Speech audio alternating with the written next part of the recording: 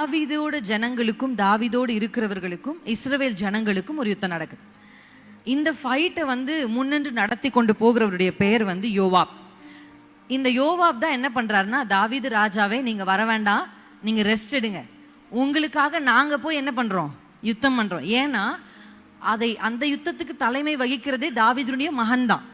So தகப்பனும் மகனும் சண்டையிடுவது என்ன பண்றதா இல்லை, ஏற்றதா இல்லாததுனால யோவாப் இதை முன்னின்று இந்த யுத்தத்தை என்ன பண்றாரு, நடத்த ஆரம்பிக்கிறார். இந்த யுத்தத்துக்கு போகிறதுக்கு முன்னாடி எல்லாருக்கும் வாழ்த்துறை சொல்லி அப்படி அனுப்பி வைக்கும். நம்ம எல்லாம் கிளம்பணும்னா டூருக்கோ இல்லை இப்போ கூட ரிலீஸ் ஆன வர்ஷிப் சாங்க்கு முன்னாடி நீங்க எல்லாம் ஊட்டி ட்ரிப் போனீங்க, அதுக்கு முன்னாடி நீங்க ப்ரே பண்ணிருப்பீங்க இல்லையா, ஜபம் பண்ணிருப்பீங்க. அப்ப மூத்தவங்க சொல்லியிருப்பாங்க, பத்திரமா போயிட்டு வா, இதெல்லாம் ஞாபகம் வச்சுக்கோ, அதை விட்டுறாத, அப்படியெல்லாம் நமக்கு ஆலோசனை சொல்லுகிற மாதிரி யுத்தத்துக்கு போகிற யோவாப்பின் தலைமையில் போகிற எல்லாருக்கும் ஒரு மூத்தவராக ஒரு தலைவராக தாவீது ஒரு ஆலோசனையை சொல்றார். என்ன சொல்றாருன்னா, என் மகனாகிய அப்சலோமை மட்டும் கொஞ்சம் மெதுவா நடத்துங்க, என்ன ஆனாலும் என் மகன் அதுதானே ஒரு தகப்பனுடைய இருதயம். அவன் என்ன எனக்கு விரோதமா செஞ்சாலும் அவன் என்னுடைய மகன் அப்படின்னு சொல்லி ஒரு பாயிண்ட்டை மட்டும் சொல்லி நீங்க போய் யுத்தம் பண்ணுங்கன்னு அனுப்புறாரு. கர்த்தர் தாவீதோடும் தாவீதோடு இருக்கிறவர்களோடும் இருந்தபடினாலே இந்த யுத்தத்தில் அவங்க ஜெயிக்க ஆரம்பிக்கிறாங்க, நிறைய பேரை முறியடிக்கிறாங்க, யுத்தம் சூப்பரா நடந்துட்டே இருக்கு. அப்படி நடக்கும்போது தான் அப்சலோம் அப்படியே குதிரை மேல வரும் பொழுது அவருக்கு நீளமான முடி இருந்ததுனால ஒரு கர்வாலி மரத்தில் அவருடைய முடி மாட்டிக்கொண்டு அவர் என்ன பண்றார், வானத்துக்கும் பூமிக்கும் நடுவே தொங்கினார்னு வாசிக்கிறோம். அவர் தொங்கினதை பார்த்து ஒரு செய்தியை சொன்ன மனுஷன் அதுக்கப்புறம் யோவாப் போறாரு. யோவாப் இவருடைய கதை என்ன பண்றாரு, முடிக்கிறார். இப்ப முடிச்சதுக்கு அப்புறமா ஒரு யுத்தம் நடக்குதுன்னா அந்த யுத்தத்துல இருந்து இன்ஃபர்மேஷன் என்ன பண்ணிட்டே இருக்கணும், போய்கிட்டே இருக்கணும். அப்படி இன்ஃபர்மேஷனை கொடுக்கறதுக்காக எப்பொழுதுமே அவங்கள தான் மெசஞ்சர்னு சொல்லுவோம் இல்லையா, ஒரு விஷயத்த சொல்லி அவங்க மூலமா இன்னொருத்துக்கு கன்வே பண்றதுக்காக அனுப்பும். நமக்கு எல்லாருக்கும் தெரிஞ்ச மெசஞ்சர் யாரு, தேவதூதர். அவர் பேர் என்ன, கேப்ரியல். அவர் தான் என்ன பண்ணுவார், வானத்திலிருந்து மெசேஜை வாங்கிட்டு வந்து கொடுப்பார். கேப்ரியலுடைய பிரதான வேலையே என்னன்னா, ஹீஸ் எ மெசஞ்சர். இப்ப இங்க ஒரு மெசஞ்சரை நம்ம பாக்குறோம். இந்த இடத்துல இந்த யுத்தம் நடந்து இவங்க ஜெயிச்சிட்டாங்க அப்படின்னு உடனே இங்க ஒரு மனுஷன் இருக்கிறார். அந்த மனுஷனுக்கு பெயர் தான் அகிமாஸ்.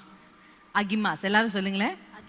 இப்ப அகிமாஸ்க்கு என்னன்னா ஒரே ஆசை. என்ன ஆசைனா, நான் போய் சொல்றேன் யுத்தத்துல நம்ம ஜெயிச்சிட்டோம், கர்த்தர் நம்முடைய சத்துருக்களுக்கு மேல நமக்கு ஜெயத்தை கொடுத்துட்டார், நான் போய் சொல்றேன் அப்படின்னு சொல்றாரு. யோவாப் சொல்றாரு, வேணாப்பா, இது ஒரு காம்ப்ளிகேட்டான விஷயம். யுத்தத்துல நம்ம ஜெயிச்சோன்றது சந்தோஷமான விஷயமா இருந்தாலும் அப்சலோம் செத்துட்டாருன்றது ரொம்ப சோகமான விஷயம். இதை கேட்டா தாவீதுக்கு என்ன வரும், கோபம் வரலாம், வருத்தம் வரலாம், எது வேணாலும் நடக்கலாம். அதனால இந்த இன்ஃபர்மேஷனை சரியா சொல்லணும், நீ வேண்டாம் அப்படின்னு சொல்றாரு.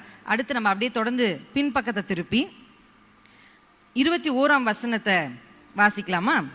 யோவாப் கூஷியை நோக்கி நீ போய் கண்டதை ராஜாவுக்கு அறிவி என்றான். கூஷி யோவாபை வணங்கி ஓடினான். நம்ம வாசிச்சோம், அந்த இடத்துல அகிமாஸுக்கு போகணும்னு ஆசை. குழப்பமா இருக்கா, பேரெல்லாம் குழப்பமா இருக்கா, இல்ல, அகிமாஸ்னு ஒரு கேரக்டர் இருக்கிறார். அகிமாஸுக்கு போகணும்னு ஆசை, ஆனா இல்ல நீ போகாத. கூஷியை பார்த்து சொல்றார், கூஷி நீ போய் சொல்லு அப்படின்னு சொல்றார். கூஷியும் என்ன பண்ணிட்டாரு, ஓகேயா நீங்க சொன்னதை செஞ்சிடறையா அப்படின்னு வணங்கி ஓடுகிறார். இவர் ஓடுனா கூட இந்த அகிமாஸ் மனசு அடிச்சுட்டே இருக்கு. என்ன கேட்கிற, அடுத்த வருஷத்துல நீங்க வாசிச்சு பாத்தீங்கன்னா, நானும் ஓடட்டுமே. என்னது, சின்ன பிள்ளை அடம்பிடிக்கிறார், நானும் ஓடுறேன். சரி, அவன் ஓடினாலும் பரவாயில்ல, நானும் பின்னாடியே ஓடுறேன். சரியா, என்ன பண்றது, போய் தொலை. அப்படி யோவாப் என்ன பண்றார், பா ஓடு அப்படின்னு ஓட விட்டார். இப்ப கூஷிய முந்தி போகணும் அகிமாஸுக்கு. வேகமா ஓடி அப்படியே கூஷிக்கு முந்தி போய் என்ன பண்றாரு, போய் தாவீதுக்கு முன்னாடி நிக்கிறார். சரி, இப்ப தாவீது கேட்கிறார், வாசிக்கலாமா அந்த வசனத்தை. 25ஆம் வசனம். கூப்பிட்டு ராஜாவுக்கு 28ஆம் வசனம். அகிமாஸ் வந்து ராஜாவை நோக்கி சமாதானம் என்று சொல்லி முகம் குப்புற விழுந்து ராஜாவை வணங்கி, ராஜாவாகிய என் ஆண்டவனுக்கு விரோதமாய் தங்கள் கைகளை எடுத்த மனுஷரை ஒப்பு கொடுத்திருக்கிற உம்முடைய தேவனாகிய கர்த்தருக்கு ஸ்தோத்திரம் உண்டாவதாக என்றான். 29ஆம் வசனம். அப்பொழுது ராஜா, பிள்ளையாண்டானாகிய அப்சலோம் சுகமாயிருக்கிறானா என்று கேட்டதற்கு அகிமாஸ், யோவாப் ராஜாவின் வேலைக்காரனையும் உம்முடைய அடியானையும் அனுப்புகிற போது ஒரு பெரிய சந்தடி இருந்தது, ஆனாலும் அது இன்னதென்று தெரியாது என்றான்.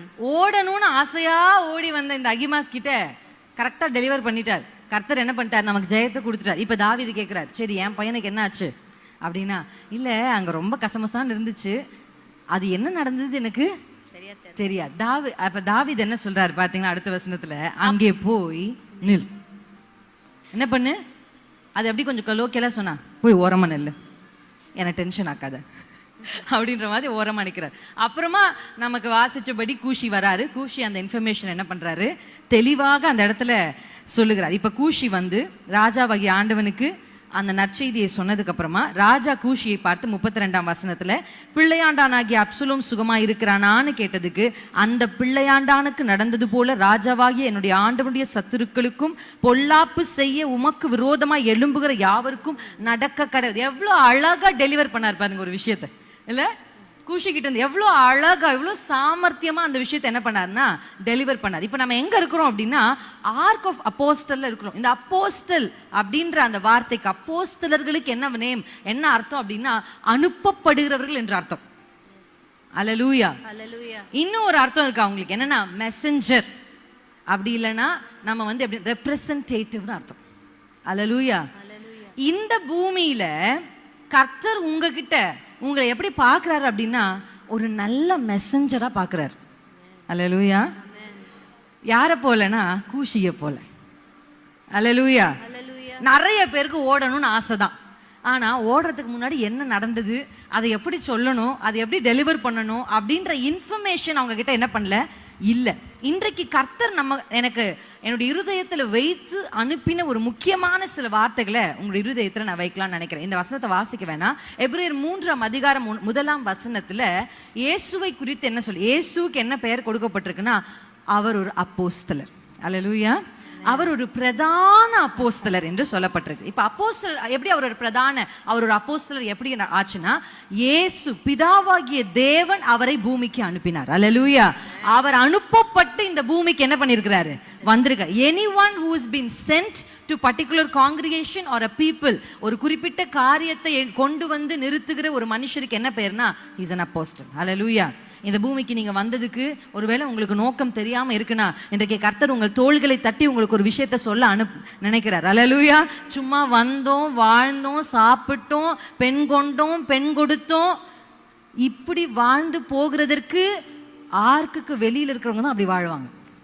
புசிப்பும் குடிப்பும் பெண் கொள்ளுதலும் பெண் கொடுத்தலும் ஆயிருந்து வாழ்ந்து தன்னுடைய வாழ்க்கையின் நோக்கத்தை அறியாதவர்களால் மாண்டு போவாங்க. ஆனா ஆர்க்குள்ள இருக்கிற நமக்கு we know the purpose of God. Hallelujah. ஆமென். நமக்கு தெரிஞ்ச நோவாவை குறித்து, நோவா தானே பேழை கட்டினாரு, நோவாவை குறித்து கர்த்தருடைய வேதம் சொல்கிறது, அவன் நீதியை பிரசங்கித்த மனுஷன். அல்லேலூயா. அப்பா நான் ஆர்க்குக்கு வந்துட்டேன்ப்பா, நான் சேஃப் ஆயிட்டேன், என் பிள்ளைங்க ஆர்க்குக்கு வந்துட்டாங்க, என் பிள்ளைங்கெல்லாம் உள்ள வந்துட்டாங்க, இது எனக்கு போதும் என்று சொல்லல. அந்த ஆர்க்க கட்டுற வேலையெல்லாம் தன்னை சுற்றி இருக்கிற எல்லாரிடத்திலும் போய் நீதியை பிரசங்கித்த நோவாவை போல he is a messenger. அல்லேலூயா. இன்றைக்கு கர்த்தர் உங்களை அப்படிப்பட்ட ஒரு அழைப்பை உங்கள் மேல வைக்க வேண்டும் என்று விரும்புகிறார். எத்தனை பேர் நம்புறீங்க? இன்னைக்கு நம்ம கேட்க போகிற இந்த செய்தி உங்கள் வாழ்க்கையும் மாற்றுகிறது மாத்திரமல்ல, உங்கள் வழியாக அநேகரை மாற்றுவதற்கு கர்த்தர் இன்றைக்கு உங்களை கொண்டு வந்திருக்கிறார். நீ ஆசீர்வாதமாய் இருப்பாய் என்பது ஒரு ஆசீர்வாதம், உனக்குள் சகல ஜனங்களும் ஆசீர்வதிக்கப்பட்டிருப்பார்கள் என்பது அடுத்த ஆசீர்வாதம். அல்லேலூயா. சொல்லுங்க, எனக்கு ரெண்டுமே வேணும், எனக்கு ரெண்டுமே வேணும். நானும் ஆசீர்வதிக்கப்படணும், என் வழியாக அநேகரும் இயேசுவை அறிந்து கொள்ள வேண்டும். அல்லேலூயா. இந்த யோவான் ஒரே ஒரு வசனத்தை வாசிக்கலாம். யோவான் 20ஆம் அதிகாரம் 21ஆம் வசனத்தை வாசிக்கும் பொழுது இயேசு கிறிஸ்து அழகா இந்த வார்த்தை என்ன பண்றாருன்னா சொல்றார். வாசிக்கலாமா? யோவான் 20ஆம் அதிகாரம் 21ஆம் வசனம். Thank you Jesus. இயேசு மறுபடியும் அவர்களை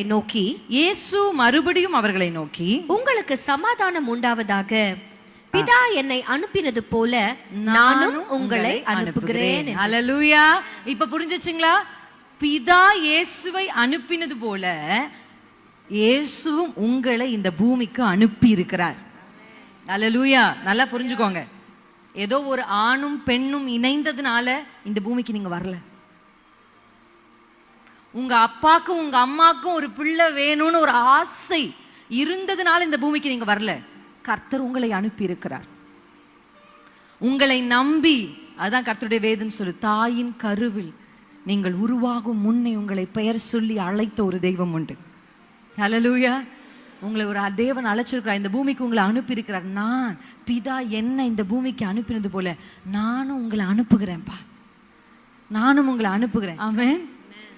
இந்த இந்த அனுப்புங்க அனுப்புங்கன்னு இந்த வார்த்தையை ஆண்டவர் எனக்கு சொன்ன உடனே நானும் சொன்னேன், ஏசப்பா, ஐ want to be a messenger, I want to be a representative. உங்களை காண்பிக்கிற, உங்களுடைய வார்த்தையை சுமக்கிற ஒரு மனுஷியா நான் இருக்க விரும்புகிறேன். ஆனா இந்த அப்போஸ்தலர்களாய் மாறுவதற்கு, அனுப்பப்படுவதற்கு ஒரு 3 குணாதிசயங்களை இன்றைக்கு உங்களுக்கு நான் சொல்லிக் கொடுக்க விரும்புகிறேன். ஹல்லேலூயா. இதை நீங்க கற்றுக்கொண்டு இதை அப்படியே உங்க வாழ்க்கையில செயல்படுத்தும் பொழுது கர்த்தர் உங்களை கொண்டு பெரிய காரியங்களை செய்வார். ஆமென். என்னை கொண்டு எனக்கு அப்படின்னு யாராவது கேட்டீங்கன்னா, ஆமென், கண்டிப்பா உங்களுக்கும் கர்த்தர் செய்வார். நம்ம ஆண்டவர் நல்லா பார்த்துப்பார். எத்தனை பேர் நம்புறீங்க? அவர் உங்க அப்பா. ஆமென். ஒரு அப்பாவுக்கு பொறுப்பு இருக்கிறது போல உங்களை கரை சேர்க்க ஒரு பொறுப்பு கர்த்தருக்கு உண்டு. சரியாய் உங்களை போஷித்து உங்களை பராமரித்து நடத்துகிற கர்த்தர் உங்களுக்கு ஒரு இருக்கு. காட்டு புஷ்பங்களுக்கு உடுத்து வைக்கிற ஒரு தெய்வம் உங்களையும் உடுத்து வைப்பார். பட்சிகளை போஷிக்கிற ஒரு கர்த்தர் உங்களையும் போஷிப்பார். நாளைய தினத்தை கவலையோடு ஒருவேளை நீங்க வந்திருப்பீங்கன்னா, கர்த்தர் இன்றைக்கு சொல்லுகிறார், கர்த்தருடைய வார்த்தையை சுமந்து தேவனுடைய கட்டளைக்கு கீழ்ப்படுகிறவர்களுக்கு நாளைய தினத்தை குறித்து கவலையே தேவையில்லை. அவைகளை அண்ணாணிகள் தேடுகிறார். அதை குறித்து அவர்கள் வருத்தப்படுறாங்க. இயேசுவோடு இருக்கிறவர்கள், இயேசுவோடு இருக்கிறவங்க, ஆர்க்குள்ள இருக்கிறவங்களுக்கு சாப்பாட்டை பத்தி கவலை இல்லை, கர்த்தர் பார்த்துக்குவார். ஹல்லேலூயா. நாளைய தினத்தை குறித்து கவலை இல்லை, கர்த்தர் பார்த்துப்பார். பாதுகாக்க தான் இருக்குமே தவிர உங்களை அழிக்கிறதுக்கு அல்ல. ஒரே மழை தான், ஒரே தண்ணி தான். பேழைக்குள்ள இருந்தவர்களை அது அரராத்துல கொண்டு போய் விட்டுருச்சு, பேழைக்கு வெளியே இருந்தவர்களை அது அழித்து போட்டுருச்சு. ஒரே மழை, ஒரே தண்ணி. இயேசுவுக்குள் இருக்கிறவர்களுக்கு எத்தனை பெரிய பிரச்சனைகளும் போராட்டங்களும் வந்தாலும் அது அவர்களை நிச்சயமாக அரராத்தில் தான் கொண்டு போய் சேர்க்கும். கைதட்டி அப்பாவுக்கு நன்றி செலுத்துங்க. எந்த சூழ்நிலைமையும் என்னை கொண்டு போய் மலையின் மேல நிறுத்தும். ஹல்லேலூயா. ஒவ்வொரு போராட்டங்கள் வரும்போது நீங்க சொல்லணும், நீ என்ன நினைச்சிட்டு இருக்க? எங்க அப்பா அனுமதிச்சுட்டு, எங்க அப்பா பர்மிஷன் கொடுத்துட்டு வேடிக்கை பாப்பாரு நினைச்சியா? பேசுங்க, அப்படிதானே பேசணும். ஆண்டவர் சொல்றாரு, நீ மழைய பார்த்து பேசு, நான் பேசுறேன், நீ கேளுன்னு ஆண்டவர் சொல்ல. நீங்க பேசுங்க, நீங்க சொல்லணும். சூழ்நிலைமைகளை, வறுமைகளை, வியாதிகளை, போராட்டங்களை, சமாதான குறைவுகளை, பில்லி சூனிய கட்டுகளை, வேசித்தனங்களை, எவைகளெல்லாம் உங்களுக்கும் உங்கள் குடும்பத்திற்கும் விரோதமாக எழும்பி நிற்கிறதோ அதை பார்த்து சொல்லணும். நீ என்ன நினைச்ச? நீ என்ன அழிச்சிடலாம் நினைச்சியா? உன்னை வச்சுதான் எனக்கு கர்த்தர் உயர்த்தவே போறாரு. ஹல்லேலூயா. பேழைக்குள்ள இருக்கிறவர்களை நிச்சயமாய் அது அரராத்தில் கொண்டு போய் சேர்த்தும். மலையின் மேல் என்னை நிற்க வைக்கவே கர்த்தர் இதை அனுமதித்திருக்கிறார். உயரத்தில் கொண்டு போய் என்னை நிற்க வைக்கவே கர்த்தர் இதை அனுமதித்திருக்கிறார். அதனால பயப்படவே வேண்டாம். சொல்லுங்க, என் இதயத்துல வச்சு கை வச்சு சொல்லுங்க, நான் பயப்பட மாட்டேன். என்னை உயர்த்ததான் இந்த மழை, என்னை உயர்த்ததான் இந்த தண்ணி. ஹல்லேலூயா. சொல்லணும், பார்த்து சொல்லணும். மழையே, புயலே, பெருங்காற்றே, அக்கினி சூளையே, சிங்கமே, உன்னுடைய டைம் முடிஞ்சதுக்கு அப்புறம் கண்டிப்பா எனக்கு ஒரு ப்ரமோஷனை கர்த்தர் வச்சிருக்கிறார். ஹல்லேலூயா. அதற்கென்று ஒரு குறிப்பிட்ட நாள் இருக்கு. சவுலுக்கு ராஜபாரம் பண்ணுகிறதுக்கு 40 வருஷத்தை கர்த்தர் குறித்திருந்தார். 40 வருஷம் முடிஞ்சா ராஜாவா ஆட்டோமேட்டிக்கா தாவீது ஆவார். ஹல்லேலூயா. ஆமென். சத்ருவுக்கும் ஒரு குறிப்பிட்ட காலத்தை கர்த்தர் கொடுத்திருக்கிறார். ஆனா அதனுடைய முடிவில் கிரீடம் உங்கள் தலையின் மேல் பூக்கும். ஹல்லேலூயா. வைத்து என் தலையின் மேல கிரீடம் பூக்கும். சவுலுக்கு ஒரு காலம் இருக்குன்னா அந்த காலம் முடிஞ்ச உடனே என்ன தேடி வந்து நீ எனக்கு ராஜாவா இருன்னு அவங்க வருவாங்க. ஹல்லேலூயா. ஹல்லேலூயா. கர்த்தர் உங்களுக்காக செய்வார். the first quality ஒரு ரெப்ரசன்டேட்டிவ்க்கு இருக்கணும் அப்படின்னா நான் உங்களுக்கு சொல்ல போகிறேன். முதலாவது, புதிய ஏற்பாட்டு அப்போஸ்தலர்களுக்கும் சீஷருக்கும் இருக்க வேண்டிய ஒரு முதல் குணாதிசயம் என்ன தெரியுமா? they should have a personal encounter. ஹல்லேலூயா. நமக்கு எல்லாருக்கும் தெரிஞ்ச ஒரு மனுஷி யாரு? உயிர்த்தெழுந்த இயேசுவை முதலாவது பார்த்தது மகதலேனா மரியாள். உயிர்த்தெழுந்த இயேசுவை பார்க்காத ஒருவரால் இயேசு உயிரோடு இருக்கிறார் என்று சொல்லவே முடியாது.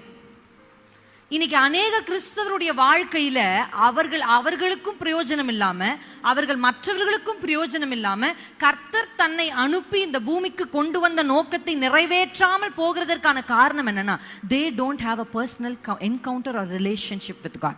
கர்த்தரோடு ஒரு ஐக்கியம் தனிப்பட்ட விதத்துல. கூட்டத்துல பாட சொன்னா அப்படி ஒரு சத்தம் போட்டு அழகா பாடுறவங்க நம்மள மாதிரி இல்லை.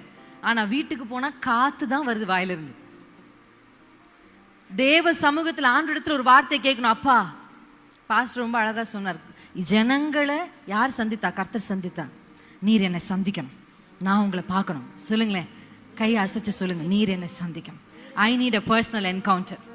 ஆமென். இந்த பர்சனல் என்கவுண்டர் ரொம்ப முக்கியம் கிறிஸ்தவருடைய வாழ்க்கை. நீங்க கவலை என்கிற மூட்டையை சுமக்க அழைக்கப்பட்டவர்கள் அல்ல, இயேசுவின் நுகத்தை சுமக்க அழைக்கப்பட்டவர்கள்.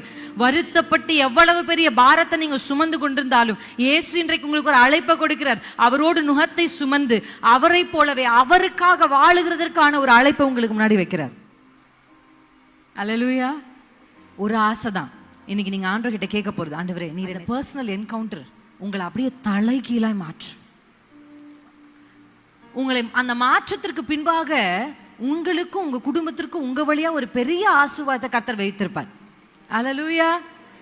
இந்த மகதலேனா மரியாள் இயேசுவை கண்டதுக்கு அப்புறம் ஆண்டவர் சொல்லி அனுப்புறார். என்ன சொல்லி அனுப்புறார்? நீ போய். அவ ஒரு மெசஞ்சரா மாறினா எப்ப தெரியுமா? அந்த பர்சனல் என்கவுண்டர் வரும் பொழுது. நம்ம எல்லாருக்கும் தெரியும், எழுதுறவங்க மட்டும் எழுதி கொள்ளலாம். 1 கொரிந்தியர் 15ஆம் அதிகாரம் 4ஆம் வசனத்திலிருந்து 9ஆம் வசனம் வரையும் உயிர் தெழுந்த இயேசு யாரையெல்லாம் சந்திச்சார்னு ஒரு பட்டியலை பவுல் சொல்லிக்கிட்டே வரார். அவர் யாரையெல்லாம் சந்திச்சாரோ அவர்கள் எல்லாரும் அனுப்பப்பட்டு உலகத்திற்குள்ள போய் இயேசுக்காக பெரிய காரியங்களை செஞ்சாங்க. எனக்காக ஒரே ஒரு வசனத்தை, அப்போஸ்தலர் 1ஆம் அதிகாரம் 3ஆம் வசனத்தை வாசிப்போமா? அப்போஸ்தலர் 1ஆம் அதிகாரம் 3ஆம் அவர் பாடுபட்ட பின்பு 40 நாளளவும் அப்போஸ்தலருக்கு தரிசனமாகி தேவனுடைய ராஜ்யத்திற்குரியவைகளை அவர்களுடனே பேசி அநேகம் தெளிவான திருஷ்டாந்தங்களினாலே அவர்களுக்கு தம்மை உயிரோடு இருக்கிறவராக காண்பித்தார். அல்லேலூயா. அல்லேலூயா. உயிரோடு இருக்கிற இயேசுவை நான் பார்க்கணும். சொல்லுங்களேன், கையை அசைச்சு சொல்லுங்க. தம்மை உயிரோடு இருக்கிறவராக அவர் என்ன பண்ணாரு? காண்பித்தார். அவ்வளவுதான். இவ்வளவு நாள் நமக்கு சாப்பாடு போட்ட இயேசுவை சிலுவையில் அறைஞ்சிட்டாங்க. அவ்வளவுதான். இவரோடு இருந்தா நம்ம பெரிய மந்திரியா ஆகி அவரு சிங்காசனத்துல உட்காரும் போது அவர் பக்கத்துல சின்ன சின்ன சேரை போட்டு உட்கார்ந்து இஸ்ரவேல் ஜனங்களை ஆளுகை செய்வோம் என்று நினைத்து கொண்டிருந்தோமே, அந்த நம்பிக்கையெல்லாம் அற்று போய் நம்பிக்கையே இல்லாம ஒன்றுமே இல்லாம அவ்வளவுதான் முடிந்தது என்று சொல்லி நினைத்து கொண்டிருந்த சீஷர்களுக்கு கர்த்தர் தம்மை உயிரோடு இருக்கிறவர்களாய் காண்பித்தார். இயேசுவின் நாமத்துல எல்லாம் முடிந்தது முடிந்தது என்று இங்க யாராவது உட்கார்ந்துருந்தீங்கன்னா இயேசு சொல்லுகிறார், உயிரோடு இருக்கிறவராய் கர்த்தர் உங்களுக்கு அவரை காண்பிக்க விரும்புகிறார். அநேகம் திருஷ்டாந்தங்களினாலே, திருஷ்டாந்தம்ன்ற வார்த்தைக்கு எக்ஸாம்பிள்ஸ். அல்லேலூயா. அவர் உயிரோடு இருக்கிறாருன்னு சில சம்பவங்களை வைத்து கர்த்தர் இன்றைக்கு உங்களுக்கு காண்பிக்க போறார். சொல்லுங்க, அப்பா எனக்கு காண்பிங்க உம்மை உயிர் உள்ளவராய். நான் ஆராதிக்கிற தேவன் மரித்த தேவன் அல்ல. எத்தனை நாளைக்கு சிலுவையில் இருக்கிற தேவனையே பார்த்துட்டு இருப்பீங்க? சிலுவையில் இருக்கிற தேவன் அல்ல, மரித்து 3ஆம் நாள் உயிரோடு இருக்கிற தேவன். கிறிஸ்தவத்திற்கு அடையாளம் சிலுவை அல்ல, கிறிஸ்தவத்தினுடைய துவக்கமே திறக்கப்பட்ட கல்லறை தான். அல்லேலூயா. அல்லேலூயா. அவர் மரித்து மட்டும் இருந்திருந்தார்னா கிறிஸ்தவம் தோன்றி இருக்காது. அவர் மரித்து உயிர்த்ததுனால தான் கிறிஸ்தவமே தோன்றினது. அல்லேலூயா. ஏசப்பா உயிர் உள்ளவரா? சில காரியங்களை கொண்டு கர்த்தர் உங்களுக்கு வெளிப்படுத்த தன்னை விரும்புகிறார். ஆண்டவரிடத்துல கேட்க வேண்டியது என்ன தெரியுமா? இந்த வார்த்தையை கேட்டுக்கொண்டே இருக்கும்போது ஜெபிங்க, ஏசப்பா உயிருள்ளவராய் நான் உம்மை பார்க்க விரும்புகிறேன், உயிர் தெழுந்தவராய் உம்மை நான் காண விரும்புகிறேன். அல்லேலூயா. அப்படி அவரை பார்க்கணும்னு விரும்புகிற ஒவ்வொருவரும் முதல்ல அவங்களுக்கு இருக்க வேண்டிய ஒரே ஒரு குவாலிட்டி என்ன தெரியுமா? ஒரே ஒரு குணம். கர்த்தர் யாருக்கு தன்னை காண்பிப்பார், யாருக்கு தன்னை வெளிப்படுத்துவார்? பரிசுத்தவான்கள், பலவான்கள் அப்படியே அல்ல, ஆசையா அவரை தேடி போறாங்க. ஆசையா. இன்னைக்கு நீங்க வந்திருக்கிறீங்க இயேசுவின் நாமத்துல அவர் உயிருள்ளவர் என்பதை உங்கள் வாழ்க்கையில் நீங்க கண்டுகொள்வீங்க. ஏசப்பா உண்மையாவே இருக்கீங்களா? நீங்க இருக்கீங்களா? நீங்க இருந்தா எனக்கு இப்படி நடக்குமா? நீங்க இருந்தா என் வாழ்க்கையில் இது நடக்குமா அப்படின்னு நீங்க ஒருவேளை கர்த்தரிடத்துல கேள்வி கேட்டு கொண்டிருந்தா, நான் இருக்கிறேன், நான் இருக்கிறவராகவே இருக்கிறேன் என்பதை கர்த்தர் உங்கள் வாழ்க்கையில இந்த வருடம் முடிவதற்குள்ள நிரூபிப்பாராக. கைகளை உயர்த்தி அசைச்சு சொல்லுங்க, அப்பா நீர் உயிர் உள்ளவர் என்பதை, நீர் உயிர் உள்ளவர் என்பதை, நீர் ஜீவிக்கிறவர் என்பதை, நீர் பேசுகிறவர் என்பதை, இன்றைக்கும் நீர் கிரியை செய்கிறீர் என்பதை என் வாழ்க்கையில் இந்த வருடம் முடிவதற்குள்ளாக நான் காண விரும்புகிறேன். அல்லேலூயா. கர்த்தர் நிச்சயமா அப்படி காண்பிப்பார். நான் இருக்கிறேன். அல்லேலூயா. 400 வருஷம் ஆச்சு, அவங்க எல்லாம் மறந்தே போயிட்டாங்க யெகோவா தேவனை. ஏற்பட்ட விபரீதங்கள், அடிமையாக்கப்பட்ட சூழ்நிலைமைகள், சுமத்தப்பட்ட சுமைகள், இதையெல்லாம் பார்க்கும்போது ஆண்டவர் உண்மையாவே இருக்கிறாரா அப்படின்ற ஒரு கேள்வி இஸ்ரவேல் ஜனங்களுக்கு வந்திருக்கும். ஆனா கர்த்தர் சொல்லி அனுப்புறாரு, பா நான் இருக்கிறவராகவே இருக்கிறேன். அல்லேலூயா, ஆமென். அதிகமான சுமைகளை உங்கள் தோள்களில் சுமந்து கொண்டு கனத்த இருதயத்தோடு இன்றைக்கு தேவனுடைய பாதத்தில் வந்து நீங்கள் ஒருவேளை அமர்ந்திருப்பீர்கள் என்று சொன்னால் கர்த்தர் ஒரு வார்த்தையை உங்களுக்கு சொல்ல விரும்புகிறார். நிச்சயமா நான் உயிருள்ளவராய் உனக்கு நான் என்னை காண்பிப்பேன். ஹல்லேலூயா. கர்த்தர் எனக்கு காண்பிங்கப்பா, I want to see you. நான் உங்களை பார்க்கணும். இந்த பர்சனல் என்கவுண்டர், இந்த தேவன் தன்னை உயிருள்ளவராய் உங்களுக்கு காண்பித்து அவரை நீங்கள் கண்டு கொண்டீங்கன்னா உங்களால போகாம இருக்கவே முடியாது. உங்க உதடுகள் அவரை பற்றி சொல்லாம என்ன பண்ணாது, இருக்காது. இன்னைக்கு நிறைய பேரால சுவிசேஷத்தை தைரியமாய் சொல்ல முடியாததற்கான காரணம் என்னன்னா, there is no personal encounter. ஆமென். சில விஷயங்களை நம்ம சொல்லி சொல்லி பார்ப்போம், நம்ம பிள்ளை கேட்கவே கேட்காது. சரி போ அப்படின்னு அதை விட்டதுக்கு அப்புறம் அது போய் ஒரு சின்ன விழுந்து அப்படி எழுந்து வரும்போது, நான் சொன்னேன்ல, அந்த அனுபவம் உனக்கு கிடைச்சதுக்கு அப்புறம் திருப்பி அந்த இடத்துக்கு என்ன பண்ண மாட்டாங்க, போக மாட்டாங்க. அல்லேலூயா. ஆமா, சில நேரத்தில் சில அனுபவங்களை கர்த்தர் நமக்கு அனுமதிக்கிறார். ஏன் ஆண்டவரை விட்டீங்க, ஏன்பா என்னை விட்டுட்டீங்க?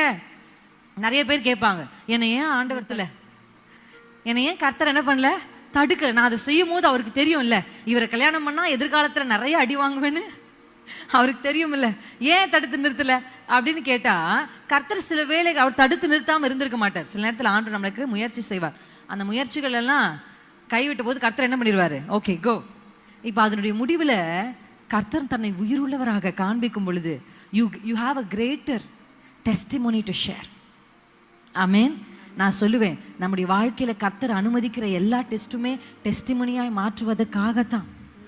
ஒவ்வொரு நாளும் நான் கர்த்தரிடத்துல என்னுடைய வாலிப பருவத்துல கேட்ட கேள்வி, ஏன் ஏன் ஏன் why is happening to me, கான்ஸ்டன்டா ஏன் இப்படி நடந்துட்டே இருக்குப்பா அப்படின்னு கேட்கும். ஆனா இப்ப நான் சொல்றேன், இந்த சாட்சி அநேகருடைய வாழ்க்கையை உயிர்ப்பிக்கிறதை பார்க்கும் பொழுது, ஓ இதுக்காக தான் கர்த்தர் அனுமதிச்சாரா?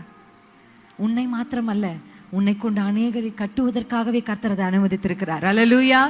இன்னைக்கு ஒருவேளை நீங்க கடந்து போய் கொண்டிருக்கிற இந்த பள்ளத்தாக்கு உங்களுக்கு கடினமா இருக்கும். ஆனா இதன் வழியாக கர்த்தர் உங்களுக்கு கற்றுக் கொடுக்கிற பாடமும், கர்த்தர் தன்னை உயிருள்ளவராய் உங்களுக்கு நிரூபிக்க போகிற சில கிரியைகளையும் நீங்க பெற்றுக்கொண்டதுக்கு அப்புறமா உங்களுக்கு பின்னாடியே உங்க சொந்தக்காரங்கள்ல யாரோ ஒருத்தர், உங்க கூட வேலை செய்கிற யாரோ ஒருத்தர், உங்களுக்கு அறிந்த யாரோ ஒருத்தர் அந்த பாதையில நடக்கும் பொழுது அவரிடத்துல போய் சொல்லுவீங்க, இல்ல நானும் கடந்து வந்தேன், ஆனா கர்த்தர் இன்றைக்கு என்னை நிறுத்தினது போல உன்னையும் நிறுத்துவார். அல்லேலூயா. அதனால கர்த்தர் சொல்றாரு, என்ன வசனம் சொல்லுது, அப்போஸ்தலர் வாசிக்கிறோம், பூமியின் கடைசி பரியந்தம் நீங்கள் சாட்சி சொல்லுவீர்கள் அல்ல, சாட்சிகளாய். என்ன தெரியுமா ஆண்டவர்கிட்ட கேட்கணும், அப்பா என்ன ரெப்ரசன்ட், எனக்கு ஒரு அப்போஸ்தலன் முதலாவது விட்னஸ் பண்ணிருக்கணும், விட்னஸா இருக்கணும், உயிர்த்தெழுந்த இயேசுவை கண்டிருக்கணும், உயிர்த்தெழுந்த இயேசுவினால் நன்மைகளை பெற்று அதை சாட்சியா என்ன பண்ணும், வாழணும். அல்லேலூயா. ரெண்டாவது, you should have a solid content to share. ஆமா தானே? இப்ப பாருங்க, அகிமாஸ் கிட்ட சொல்றதுக்கு ஒரு சரியான என்ன இல்ல, செய்தி இல்ல, செய்தி இல்ல. ஆனா கூஷி கிட்ட இருந்துச்சு கரெக்டா கிளாரிட்டி. கர்த்தருடைய வசனம் என்ன சொல்லுது தெரியுமா, யுத்தத்துல இயேசுவ நம்ம யுத்தத்துல சாகிறது ஒரு கூட்டம் இருக்கு இல்லையா, நோயில சாகிற ஒரு கூட்டம் இருக்கு. ஆண்டவர் சொல்றாரு, என் ஜனங்கள், என் ஜனங்கள். இது வந்து ஏதோ புறஜாதிகளுக்கு சொல்லப்பட்ட வார்த்தை அல்ல. This is not a word for someone outside the church. For inside, உள்ள இருக்கிற ஜனங்களுக்கு கர்த்தர் சொல்ற ஒரு வார்த்தை, என் ஜனங்கள் அறியாமையினாலே சங்காரமாகிறார்கள். அறியாமை, negligence is like a cancer to Christianity. அறியாமை என்பது கிறிஸ்தவர்கள் கிறிஸ்தவத்தையே அழிக்கிற ஒரு பயங்கரமான ஆயுதம். நீங்கள் தேவனை அறிகிற விதமாய் அறிந்து கொள்ள கூடாதபடி எப்பொழுதும் உங்களுக்கு முன்பாக பிரச்சனைகளையே வைத்து இயேசுவை பற்றி அறிய விடாம சத்துரு என்ன பண்ணிட்டே இருப்பான். அதனாலதான் பவுல் சபைக்கு எழுதும்போது சொல்றாரு, அப்பா உங்க மனக்கண்கள் திறக்கப்பட நான் உங்களுக்காக ஜெபிக்கிறேன். ஒரு ஊழியக்காரன் வந்த உடனே சுகத்திற்காக, கடனுக்காக, வியாதிக்காக, போராட்டங்களுக்காக, சமாதானத்துக்காக ஜெபிக்கிறது அது ஒரு கூட்டம். ஆனா பவுல் சொல்றாரு, அப்பா இது எல்லாவற்றுக்கும் மேலாக உங்க மனக்கண்கள் திறக்கணும். அவருடைய அன்பின் ஆழத்தையும் நீளத்தையும் அகலத்தையும் உயரத்தையும் நீங்கள் அறிகிற அறிவில் விருத்தி அடைய வேண்டும் என்று நான் விரும்புகிறேன். ஏன்னா you started to know Jesus more. எவ்வளவு அதிகமா இயேசுவை அறிந்து கொள்கிறீர்களோ அவ்வளவு சின்னதாக இந்த உலகம் உங்களுக்கு மாறும். எவ்வளவு அதிகமாக தேவனுடைய அன்பை உணர்ந்து கொள்கிறீர்களோ அவ்வளவு குறைவாக மனிதனிடத்தில் அன்பை நீங்கள் எதிர்பார்ப்பீர்கள். அல்லேலூயா. எவ்வளவு அதிகமாக கர்த்தருடைய வல்லமையை நீங்கள் உணர ஆரம்பிக்கிறீங்களோ, the power of God நீங்க உணர ஆரம்பிக்கிறீங்களோ அவ்வளவு குறைவாக இந்த உலகத்தின் மேல் இருக்கிற பற்று உங்களுக்கு என்ன பண்ணும்? இன்னைக்கு ஆண்டவரை அறிகிற ஒரு பெரிய பயங்கரம் என்ன தெரியுமா? கிறிஸ்தவர்களா இருந்தும் கூட அறியாமை நமக்குள்ள இருக்குது. இயேசுவின் நாமத்தில் அது விலக. அது ஒரு இருள். அறியாமை என்பது இருள். ஆசாரியனாகவே இருந்தார் யாரு? சாமுவேலுக்கு மேல ஏலி ஐயா ஆசாரியன். ஆனா வசனம் சொல்லுகிறது அந்த நாட்களில கர்த்தருடைய வசனம் அபூர்வமாயிருந்தது. தூபம் செலுத்துகிறது, தூபம் செலுத்திட்டே இருக்காங்க. பலியிடுறத கரெக்டா பலியிடுறாங்க. என்னெல்லாம் முறைமைகள் சொல்லப்பட்டதும் முறைமைகள் கரெக்டா நடக்குது. ஆனா வசனம் அபூர்வமா இருந்தது. பிரத்யட்சமான தரிசனம் இருந்ததில்லை. அந்த நாட்களில் வசனம் அபூர்வமா இருந்தது என்று 1 சாமுவேல்ல வாசிக்கிறோம். முறைமையின்படி சர்ச்சுக்கு வர்றது கரெக்டா வந்துடுறோம். காலையில் எழும்பினோட 10 நிமிஷம் பிரேயர், எஸ் டன். நைட்டு தூங்குறதுக்கு முன்னாடி ஆண்டவரே என்னை பாதுகாத்தீர் ஸ்தோத்திர ஜெபம், டன். முறைமைகள், கஸ்டம்ஸ் இஸ் டன், நடக்குது. ஆனா என்ன நடக்கல தெரியுமா? வசனம் அபூர்வமா இருக்கிறது. கிறிஸ்துவ குடும்பங்களில் வசனம் அபூர்வமா இருக்கிறது. திருச்சபைகளில் தரிசனங்கள் அபூர்வமா இருக்கிறது. கண்களை மூடி ஜெபிக்கும் போதே ஆண்டவர் தரிசனத்தை காண்பிக்கணும். பழைய ஏற்பாட்டில பேரிச்ச மரத்துக்கு கீழே உட்கார்ந்திருந்த ஒரு அம்மா, அந்த அம்மா பாக்குறாங்க நட்சத்திரங்கள் அயனங்களில் இருந்து வந்து சிசேராவோடு யுத்தம் பண்ணுகிறதை பாக்குறாங்க. அந்த அம்மா கேக்குறாங்க, நான் புறப்பட்டுட்டேன்னு ஆண்டவர் சொல்றாரு அந்த அம்மா கிட்ட. இப்ப தெபோரால் சொல்றா, எப்பா நான் பாக்குறேன், நான் கேட்கிறேன். நான் என்ன யோசிக்கிறேன்னா, பழைய ஏற்பாட்டிலேயே ஒரு ஸ்திரீயால பரிசுத்த ஆவியின் நிறைவை பெறாதவளால தரிசனங்களை பார்த்து கர்த்தருடைய சத்தத்தை கேட்க முடியும் என்று சொன்னால், புதிய ஏற்பாட்டில் பரிசுத்த ஆவியின் நிறைவை பெற்ற உங்களாலும் என்னாலும் ஏன் தரிசனங்களை பார்க்க முடியல? வசனத்தின் வெளிச்சத்தை, வேதத்தை திறந்து வாசிக்கும் போது, ஐயோ என்னுடைய அனுபவத்தை நான் உங்களுக்கு சொல்றேன். வசனத்தை திறந்து நான் வாசிக்கும் பொழுதெல்லாம், வேத புத்தகத்தை வாசிக்கும் பொழுதெல்லாம் கர்த்தர் ஒரு வெளிச்சத்தை கொடுக்கும் போது என் கணவரிடத்துல கேட்டா சொல்லுவாரு, I have jumped out of my bed in joy. என் பெட்ல இருந்து நான் குதிச்சிருக்கிறேன். அப்பா இப்படி குதிச்சிருக்கிறேன். என்ன வசனம்ப்பா, என்ன வார்த்தைப்பா, எவ்வளவு ஆண்டவர் நல்லவர் இல்லப்பா அப்படின்னு அப்படி குதிச்சிருக்கிறேன். அந்த வசனத்தினுடைய ஆழங்களை கர்த்தர் வெளிப்படுத்தும் பொழுது நான் உங்களுக்கு சொல்றேன், உங்க பிரச்சனையிலிருந்து வெளியில வர்றதுக்கான ஒரே ஒரு அந்த இருளை நீங்க கடந்து போகணும். இந்த காரிருளின் பள்ளத்தாக்க நீங்க கடக்கணும். சிஸ்டர், இந்த விளக்கு, இந்த விளக்கு, இந்த விளக்கு தான் நீங்க இப்ப போய்கொண்டிருக்கிற காரிருளின் பள்ளத்தாக்கில் இருந்து உங்களை வெளியே கொண்டு வர முடியும். இந்த விளக்கு தான் உங்களுக்கு வழியை காண்பிக்க முடியும். எப்படி சிஸ்டர் இதுல இருந்து நான் வெளியே வருது? எப்படி சிஸ்டர் இந்த பிரச்சனை இருந்து வெளியில வருது? கடன் பிரச்சனை இருந்து வெளியில வருது? வியாதியிலிருந்து வெளியே வருது? எப்படி என் குடும்பம் இதிலிருந்து நாங்க பிழைத்து வருவோம்? சகோதரியே, சகோதரனே, இதை திறந்து நீ வாசிக்கும் பொழுது இதிலிருந்து உனக்குள் விதிக்கிற ஒரு வெளிச்சம் உன் அறியாமை என்கிற இருளை அகற்றி,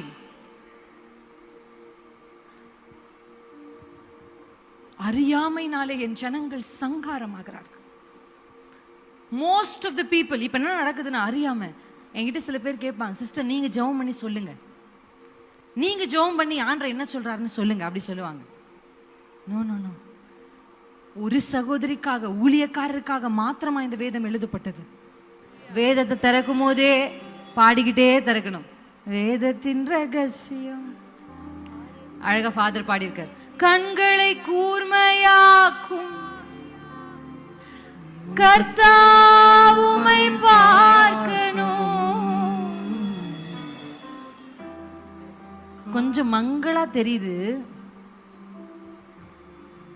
கண்ணுக்கு மருந்து விட்டா சரியா போயிடும். உயிர் தெளிந்த இயேசுவை பார்த்தால் தான் ஒரு சீஷனாக இந்த உலகத்துல வாழ முடியும். உயிர்த்தெழுந்த இயேசுவினுடைய செய்தி ஏதோ ஒரு செய்தி அல்ல.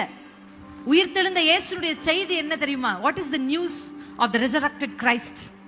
That's a beautiful news. நான் இன்னைக்கு சொல்ல போறேன் உங்களுக்கு. இந்த உயிர்த்தெழுந்த இயேசு சொல்லுகிற செய்தி என்ன தெரியுமா?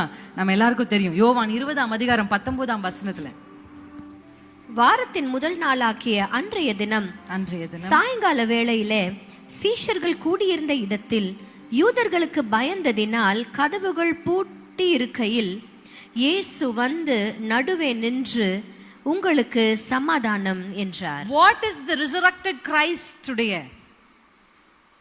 செய்தி என்ன தெரியுமா? நீ பூட்டி இருந்தாலும் பூட்டையே திறக்காம உள்ள வந்து என்னால நிக்க முடியும். அல்லேலூயா. யார் பூட்டினாலும் எது பூட்டினாலும், அல்லேலூயா, எவ்வளவு அடைக்கப்பட்ட ஒரு சூழ்நிலையில் நீங்கள் இருந்தாலும் கதவையே திறக்காம அவரால் உள்ள வந்து நிற்க முடியும். யாராகிலும் அப்படி அடைக்கப்பட்ட ஒரு சூழ்நிலையில பயந்து போய் கலங்கி போய் with so much of fear நீங்க ஒருவேளை இருப்பீங்கன்னா, கர்த்தர் இன்னைக்கு சொல்றாரு, பூட்டின வீட்டுக்குள்ளாக உயிர்த்தெழுந்த இயேசுவினால் வர முடியும். சிலுவைக்கு முன்னாடி இயேசுவால் அப்படி வந்திருக்க முடியாது. சிலுவைக்கு பின்னாடி மரித்து உயிர்த்ததற்கு பின்பாக அவரால் நிச்சயமா எப்படிப்பட்ட, அல்லேலூயா, உயிர்த்தெழுந்த இயேசு சொல்லுகிற செய்தி. What is the content of the resurrected Jesus Christ? நீ எவ்வளவு ஆழத்திற்கு போனாலும் உன்னை தூக்கி கொண்டு வர முடியும். இயேசு இறங்கி அப்புறம் ஏறினார். What is the news of resurrected Christ? எவ்வளவு ஆழம் போனாலும் பாதாளத்திற்கு போனாலும் உன்னை கொண்டு வந்து உயர்த்தி நிறுத்த முடியும் என்பது உயிர்த்தெழுந்த இயேசுவினுடைய நற்செய்தி. அல்லேலூயா. அவர் இறங்கி ஏறினவர். இஃப் ஜீசஸ் கேன் ரைஸ் அப், நல்லா தெரிஞ்சுக்கோங்க, உயிர்த்தெழுந்த இயேசுனுடைய நற்செய்தி உங்களுக்கு சொல்றேன். இயேசு சிலுவையில தொங்கும் போது அவரை பார்க்கும்போது எப்படி இருக்கு? எப்படி இருக்கு அவரை பார்க்கும்போது?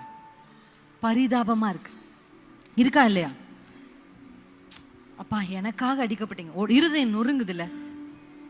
பரிதாபமா என் இயேசு எனக்காக அலங்கோலங்களை சகித்து. இயேசுவை பார்த்தவங்க எல்லாம் சொன்னாங்க, அவரு ஆண்டவர் கைவிட்டுட்டார்.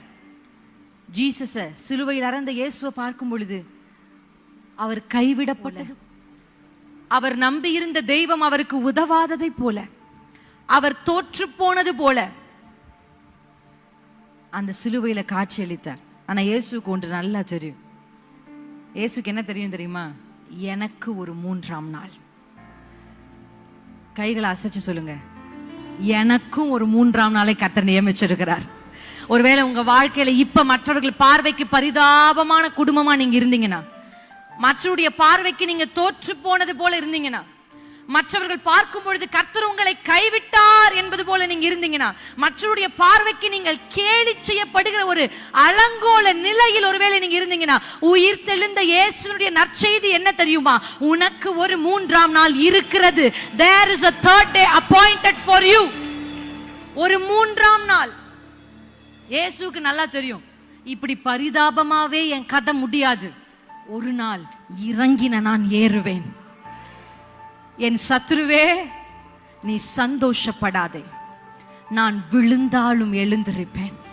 ஏன் தெரியுமா? என் அப்பா உயிருள்ளவர், என் அப்பா உயிருள்ளவர். That is the good news of resurrected Jesus Christ. அவர் அன்பானவர் என்பது, that's the good news. ஆனா உயிர்த்தெழுந்த இயேசுடைய நியூஸே வேற. எவ்வளவு 4ஆம் சிறையில் இருக்கிறார் பேதுரு. பூட்டையே திறக்கல. தேவதூதன் உள்ள போறாரு, வெளியே கொண்டு வராரு. பூட்டை திறக்காமே பேதுரும் வராரு. எப்படி வராரு? விசேஷித்த அற்புதங்க இதெல்லாம். பூட்டை உடைச்சு வெளியே கொண்டு வர்றது சூப்பர் நேச்சுரல் மிராக்கிள். பூட்டே திறக்கலப்பா, ஆனா பீட்டர் உள்ள இல்ல. That's a miracle. அதுதான் உயிரோடு எழுந்த தேவனுடைய நற்செய்தி. அல்லேலூயா. எப்படி அடைக்கப்பட்ட சூழ்நிலையும் என் கர்த்தர் உள்ளே வருவார். எவ்வளவு ஆழங்களுக்கு நீங்கள் போனாலும் கர்த்தர் உங்களை உயரத்தில் நிறுத்துவார். அது மாத்திரம் இல்ல, எவ்வளவு தூரம் போனாலும் கையை பிடிச்சு தர தர தர தரன்னு இழுத்துட்டு வருவார். யாராகிலும் உங்க குடும்பத்துல தூரம் போனாங்களா? எம்மா ஒரு சீஷரை போல உயிர்த்தெழுந்த இயேசு விடலையே, வா வா வா வா. உயிர்த்தெழுந்த இயேசுனுடைய நற்செய்தி என்ன தெரியுமா? எவ்வளவு தூரம் போனவனையும் திரும்பி கொண்டு வரும். பவுல் தன்னை குறித்து சொல்லும்போது சொல்றாரு, ஸ்தேவானை கல்லெறிந்து கொலை செய்தவர்களுடைய வஸ்திரங்களை நான் காப்பாற்றிக் கொண்டிருந்தேன். I was protecting the people who killed Stephen. அவ்வளவு ஒரு மோசம். ஸ்தேவானை கொலை செய்வதற்கு இவனும் சம்மதித்திருந்தான் என்று சொல்லி பேதுரு தன்னை குறித்து சொல்லுகிறார். அப்படி மோசமான ஒரு மனுஷனை ஒரு அப்போஸ்தலனாய் மாற்றுகிறதான் உயிர்த்தெழுந்த இயேசுவினுடைய நற்செய்தி. எவ்வளவு பெரிய பாவியும் ஒரு ஆசாரியனாய் உயர்த்துவது இயேசுவின் நற்செய்தி. எவ்வளவு அடைக்கப்பட்ட சூழ்நிலையின் உள்ளே வந்து கிரியை செய்வது இயேசுவினுடைய நற்செய்தி. The resurrected Christ is more powerful than you ever imagined. உயிர்த்தெழுந்த இயேசு தான் வாழ்ந்த நாட்களில் செய்ததை விட, மாம்சத்தில் இந்த பூமியில் இருந்தபோது அவர் செய்ததை விட, மறுரூபமாக்கப்பட்ட பின்பாக உயிர்த்தெழுந்த இயேசுனுடைய மிராக்கிள்ஸ் எல்லாம் எக்ஸ்ட்ராடினரி. உயிரோடு இருக்கும்போது அவருடைய வஸ்திரத்தை தொட்டவங்க தான் சுகமடைந்தாங்க. ஆனா உயிர்த்தெழுந்த இயேசுனுடைய வல்லமையை பெற்ற பேதுருடைய நிழல் பட்டவர்களே சுகமானாங்க. உயிரோடு எழுந்த இயேசுவினுடைய அபிஷேகத்தை பெற்றிருந்த பேதுருடைய உருமால்களிலிருந்து வல்லமைகள் புறப்படுகிறது. பவுலுடையது, பவுலுடைய ஹேண்ட் கர்ச்சிஃப், அவர் போடுற வஸ்திரத்தை எடுத்துக்கொண்டு வியாதியஸ்தர்கள் மேல போட்டா அது சுகம் கிடைக்கும். உயிர்த்தெழுந்த இயேசுவினுடைய வல்லமைகள் மிகவும் பெரியது. I encourage you to read Acts. அப்போஸ்தலர் நிறைய வாசிங்க. See the power of God. எபேசு திருச்சபைக்கு போய் அங்க வாசிக்கிறோம். பிரசங்கத்தை, பவுலுடைய பிரசங்கத்தை கேட்ட உடனே அங்க இருக்கிற எல்லா மந்திரவாதிகளும் வருடமாக பாதுகாக்கிற தங்களுடைய சுருள்களை கொண்டு வந்து அநேக பேர் அதை எல்லா மனுஷர்களும் கண் பார்க்க எல்லாருக்கும் முன்பாக அதை எரித்து இயேசுதான் தெய்வம்னு சொன்னாங்க. டுடே இன்னைக்கு ஏன் தெரியுமா அநேகர் இயேசுதான் தெய்வம் ஒத்துக்கொள்றதுல?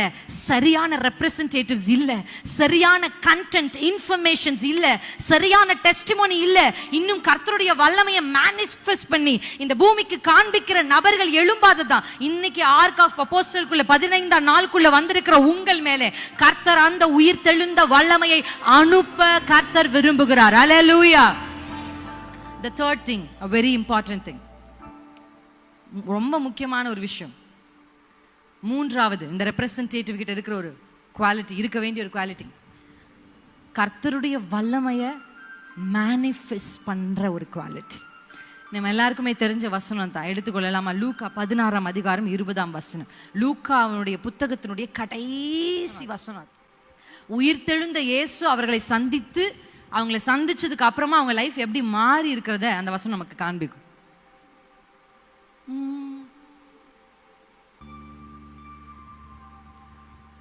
வாசிக்கலாமா? 16:20. யாராவது ஒருத்தர்? லூக்கா. Thank you Jesus.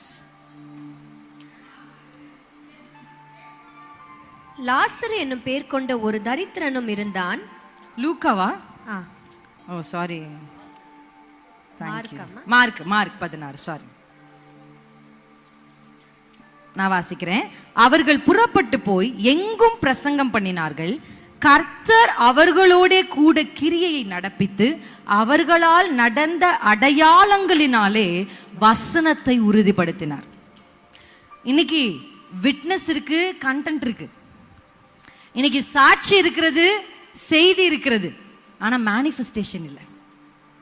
வசனங்கள் உறுதிப்படணும். சிஸ்டர், இயேசு உங்களை நேசிக்கிறாரு, இயேசு உங்களை விடுதலை ஆக்குறாரு, என்ன விடுதலை ஆக்கினார், உங்களை விடுதலை ஆக்குகிறார் என்று சொல்ல கூட நிறைய பேரால முடியுது. ஆனா அந்த வசனம் சொல்லுகிறது நடந்த அடையாளங்களினாலே. சொல்லுங்க, சயின்ஸ், அடையாளங்கள். அடையாளங்கள், அந்த அடையாளங்கள் என்னன்னா அவருடைய வல்லமைய மேனிஃபெஸ்ட் பண்ணி காமிக்கும். நம்ம சொன்னோம் இப்போ யோவானும் பேதுருவும் அந்த மனுஷன், அந்த பவர் மேனிஃபெஸ்ட் ஆன உடனே எத்தனை பேர் இந்த பேதுருவும் யோவானையும் நோக்கி வந்தாங்க. அல்லேலூயா. நடந்ததா இல்லையா? இன்னைக்கு உங்க வாழ்க்கையில இயேசுவை உயிரோடு எழுப்பினவருடைய அதே வல்லமை உங்களுடைய வாழ்க்கையிலும் இருக்கிறது. Any power in the world, இந்த உலகத்துல எவ்வளவு பெரிய பவர் இருந்தா கூட இந்த ரிசரக்டட் பவருக்கு முன்னாடி வரவே வராது. உயிர்த்தெழுந்த இயேசுவினுடைய எவ்வளவு, பாஸ்டர் வசனத்தை சொன்னார், நீங்க மரித்து உங்களை புதைத்திருந்தா கூட உங்க பிரேத குழிகளிலிருந்து உங்களை எழும்பச் செய்கிற ஒரு உயிருள்ள தேவன் உங்களோடு இருக்கிறார். அந்த வார்த்தை என்ன சொல்லுது அப்படின்னா, உங்க சூழ்நிலைமைகள் முடிந்தது, அடக்கம் பண்ணி ஆயிற்று அப்படின்னு நினைச்சா கூட, இந்த லாசருடைய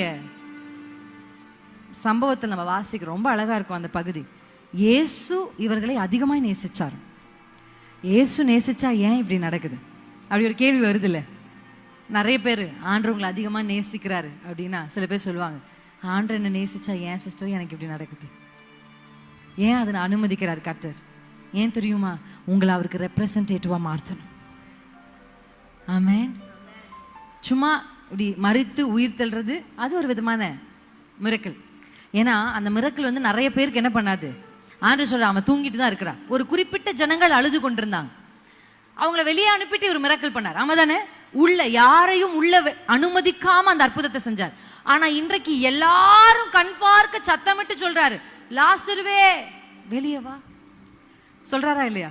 இப்ப எல்லாரும் பாக்குறாங்க. யார் மட்டும் பார்க்கல, அநேக யூதர்கள் பார்க்கிறார்கள் இந்த லாசரு வெளியே வந்து நிற்கிறது. சொல்லுங்க, உங்க பவர் என் வாழ்க்கையில மேனிஃபெஸ்ட் ஆகணும்.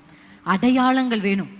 ஆர்க்கு முடியறதுக்குள்ள அடையாளங்கள் வேணும். இந்த 21 நாள் முடியறதுக்குள்ள அடையாளங்கள் வேணும். என்ன அடையாளம்? இயேசு உயிருள்ளவர் என்கிற அடையாளம். இயேசுவினுடைய உயிர்த்தெழுந்த வல்லமை நம் நடுவில் அசைவாடுகிறது என்ற அடையாளம். அவர் ஜீவனோடு இருக்கிறார், அவருடைய வல்லமைகள் குறைந்து போகவில்லை என்பதற்கான அடையாளங்கள். Let the power of resurrected Jesus Christ has to be manifested. ஆமென். இன்றைக்கு ஆண்டவர் இந்த 3 விஷயத்தை உங்க வாழ்க்கையில உங்களை கொண்டு செய்ய போகிறார். எத்தனை பேர் நம்புகிறீங்க? சரியான ரெப்ரசன்டேட்டிவா நான் இருக்கணும். நான் அகிமாச போல இல்ல, நான் கூஷிய போல. என் ஓட்டம், நான் ஓடுகிறதும் ஓடினதும் வீணாய் போகாதபடிக்கு பவுல் சொல்றார். அப்பனா வீணாய் ஓடுகிற ஒரு கூட்டம் உண்டுன்னு தான் அர்த்தம். Yes or no? நான் ஓடிக்கிட்டே இருக்கிறேன், ஆனா அந்த ஓட்டம் வீணாய் போகாதபடிக்கு சரியான ஓடணும்பா. சரியா என் ஓட்டத்தை முடிக்கணும். இந்த பிரசங்கத்தை முடிக்கிறதுக்கு முன்னாடி ஒரு வார்த்தை உங்களுக்கு சொல்ல விரும்புகிறேன். இயேசு சீக்கிரம் வருகிறார். இயேசு சீக்கிரம் வருகிறார். அல்லேலூயா. அவர் வருவதற்குள்ள ஒரு கூட்டத்தை நீங்க கர்த்தரின் பக்கம் திருப்புகிறதற்கு கர்த்தர் உங்களுக்கு வாய்ப்பை கொடுக்கிறார். ஆமென். ஆமா, அவர் வரும் பொழுது அவர் என்ன பண்ணுவார்? எல்லாருக்கும் ஒரே விதமான பரிசு அல்ல. முதல் முறை இயேசு வரும்போது நிறைய கிஃப்ட்டை கொண்டு வந்தார். 2வது முறை இயேசு வரும்போது கிஃப்ட்டை கொண்டு வரல, ரிவார்டை கொண்டு வரார். பரிசுகள் அல்ல, பிரதிபலன்களை கொண்டு வருகிறார். பரிசுக்கும் பிரதிபலனுக்கும் வித்தியாசம் உண்டு. முதல்ல கொண்டு வந்தார் ரட்சிப்பு, ஃப்ரீ. ஆனா பிரதிபலனை ஃப்ரீயா வாங்க முடியாது. நாம செய்கிற கிரியைக்கு தக்க பலன்களை இயேசு கொண்டு வருகிறார். கிரியை செய்ய